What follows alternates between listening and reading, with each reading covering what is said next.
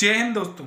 जैसा कि आप अपनी स्क्रीन पर देख रहे हैं, आज जो है हम गवर्नर जनरल और वायसराय के बारे में जानेंगे, जो कि एग्जाम के पॉइंट ऑफ व्यू से काफी ज्यादा महत्वपूर्ण टॉपिक है और लगभग एग्जामों में अक्सर इनसे क्वेश्चन बनाकर पूछ लिए जाते हैं। ये वीडियो का सेकेंड पार्ट है। इसका फर्स्ट पार्ट अगर आपने नहीं देखा है तो हमारे चैनल पर जाकर आप उसे देख सकते हैं। तो चलिए स्टार्ट करते हैं। लॉर्ड हंटिंग, जिनका कार्यकाल 1844 से लेकर 1848वीं ईस्वी तक था। इनके कार्यकाल की सबसे महत्वपूर्ण घटना प्रथम अंगल सिख युद्ध था, जो 1845 से 1846 ईस्वी तक चला, जिसमें अंग्रेजों को विजय प्राप्त हुई। इन्होंने अपने कार्यकाल के दौरान नरबलि प्रथा पर पूर्ण रूप से प्रतिबंध लगाया। नेक्स्ट है लॉर्ड डलहौजी, जिनका कार्यकाल 1848 से लेकर 1856 ईस्वी तक का था।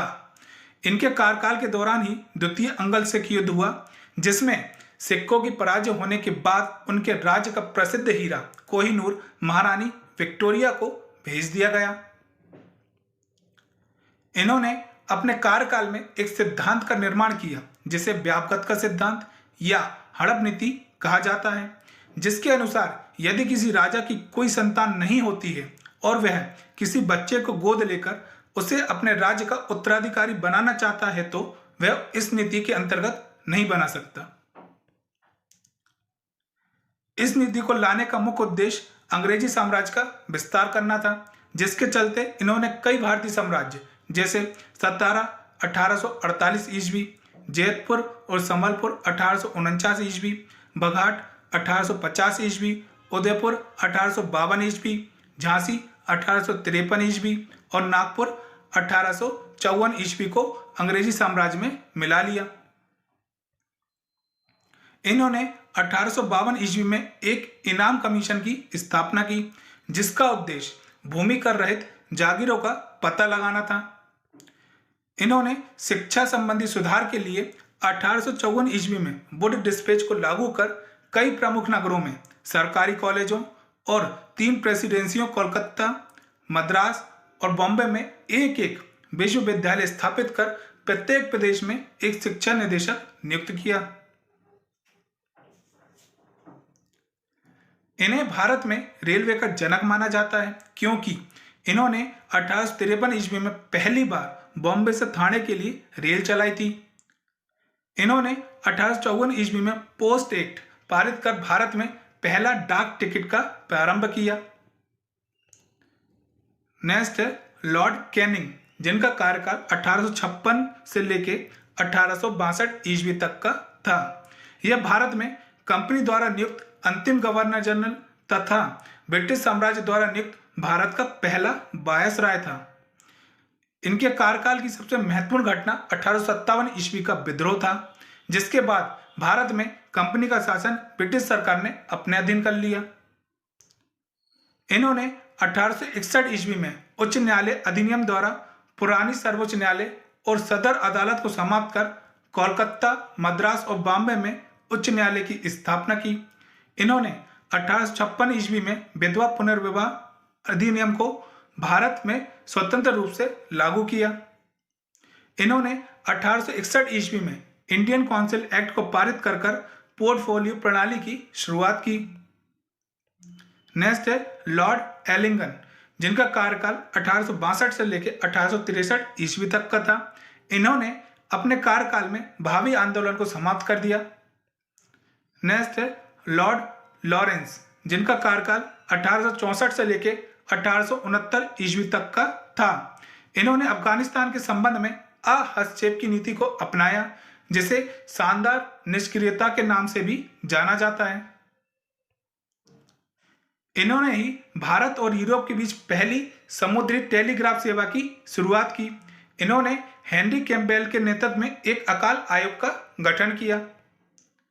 नेक्स्ट है लॉर्ड मेयो, जिनका कार्यकाल 1869 से लेकर 1872 ईस्वी तक का था। इन्होंने 1872 ईस्वी में मेयो कॉलेज तथा कृषि विभाग की स्थापना की, जो कि अजमेर में स्थित था। भारत में प्रथम जनगणना की शुरुआत इन्हीं के कार्यकाल में 1872 ईस्वी में हुई। नेक्स्ट है लॉर्ड नॉर्थब्रुक, जिनका कार्यकाल 1872 से लेकर 1876 ईस्वी तक का था।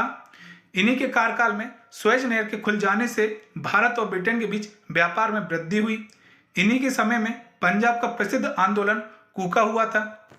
तो दोस्तों, मैं उम्मीद करता हूं कि ये वीडियो आपको काफ़ी पसंद आ रहा होगा। तो हमारे चैनल को ज़्यादा से ज़्यादा सब्सक्राइब करें, क्योंकि आपके सपोर्ट की हमें बहुत ज़्यादा ज़रूरत है, जो हमें मोटिवेशन देता है इस प्रकार की और वीडियो आपके लिए लेकर आने का। अपना सपोर्ट हमारे चैनल पर यूं ही निरंतर बनाए रखें। साथ ही बेल नोटिफिकेशन के बटन को दबा लीजिएगा, ताकि हमारे वीडियो की लेटेस्ट नोटिफिकेशन आप तक सबसे पहले पहुंच सके। और वीडियो को लाइक एंड शेयर करना बिल्कुल ना भूलें। नेक्स्ट है लॉर्ड लिटिन, जिनका कार्यकाल 1876 से लेकर 1880 ईस्वी तक का था। यह एक प्रसिद्ध उपन्यासकार, निबंध लेखक एवं साहित्यकार था, जिसे ओवन मेरिडिथ के नाम से भी जाना जाता था। इन्होंने अकाल आयोग की स्थापना रिचर्ड स्ट्रेटजी की अध्यक्षता में की। इन्होंने 1 जनवरी 1877 ईस्वी को दिल्ली दरबार का आयोजन किया, जिसमें ब्रिटेन की महारानी विक्टोरिया को केसर ए हिंद की उपाधि दी। इनका अपने कार्यकाल में 1878 ईस्वी में वर्नाकुलर प्रेस एक्ट को लागू करने का उद्देश्य यह था कि अगर किसी समाचार पत्रों में ब्रिटिश सरकार के खिलाफ कोई आपत्तिजनक चीज छपती है तो सरकार उसकी प्रिंटिंग प्रेस सहित सारी संपत्ति जब्त कर सकती है। इसी आधार पर इन्होंने भारतीय समाचार पत्रों पर कठोर प्रतिबंध लगा दिया। इन्होंने 1878 ईस्वी में भारतीय शस्त्र अधिनियम के द्वारा शस्त्र रखने एवं इसके व्यापार करने के लिए लाइसेंस अनिवार्य कर दिया। इन्होंने सिविल सेवा परीक्षाओं में प्रवेश की आयु को घटाकर 21 से 19 वर्ष कर दिया। नेक्स्ट है लॉर्ड रिपन, जिनका कार्यकाल 1880 से लेकर 1884 ईस्वी तक का था। इन्होंने अपने कार्यकाल में सिविल सेवा में परीक्षा की आयु को 19 से बढ़ाकर 21 वर्ष कर दिया। इन्होंने 1882 ईस्वी में वर्नाकुलर प्रेस एक्ट को समाप्त कर भारतीय समाचार पत्रों को भी वही सुविधा प्रदान की जो अन्य समाचार पत्रों को प्राप्त थी। इन्होंने अपने कार्यकाल में स्थानीय स्वशासन की शुरुआत की। भारत में नियमित जनगणना इन्हीं के शासनकाल से की जाने लगी।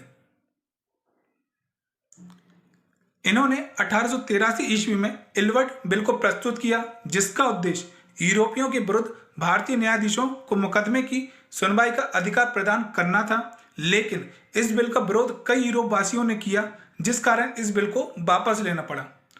अंग्रेजों द्वारा इस विधेयक के विरोध में किए गए विद्रोह को श्वेत विद्रोह कहा जाता है। नेक्स्ट है लॉर्ड डफरिन, जिनका कार्यकाल 1884 से लेकर 1888 ईस्वी तक का था। इन्हीं के कार्यकाल में भारतीय राष्ट्रीय कांग्रेस की स्थापना 1885 ईस्वी में की गई थी। इन्हीं के कार्यकाल में तीसरा अंगल बर्मा युद्ध हुआ, जिसे अंग्रेजों के द्वारा अपने राज्य में मिला लिया गया। नेक्स्ट है लॉर्ड लैंसडाउन, जिनका कार्यकाल 1888 से लेकर 1894 ईस्वी तक का था। इन्हीं के कार्यकाल में भारत और अफगानिस्तान के बीच डूरन रेखा को निर्मित किया गया।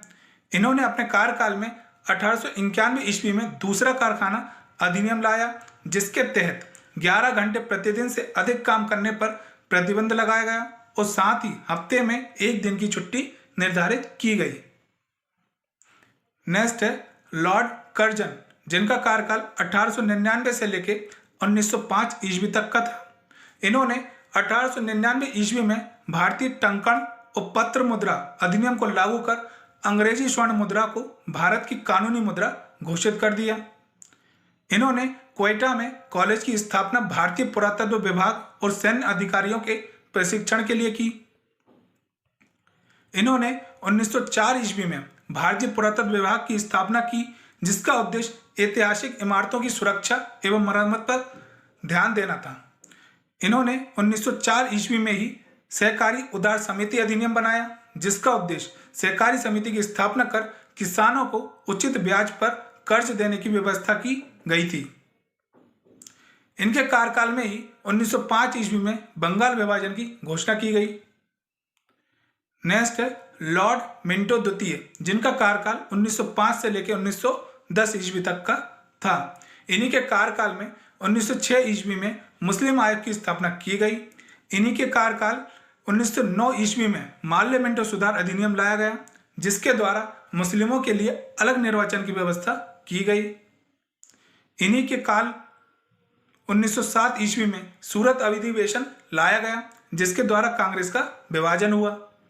नेक्स्ट है लॉर्ड हंटिंग द्वितीय, जिनका कार्यकाल 1910 से लेकर 1916 ईस्वी तक का था। इन्हीं के कार्यकाल में 28 जुलाई 1914 को प्रथम विश्व युद्ध का प्रारंभ हुआ।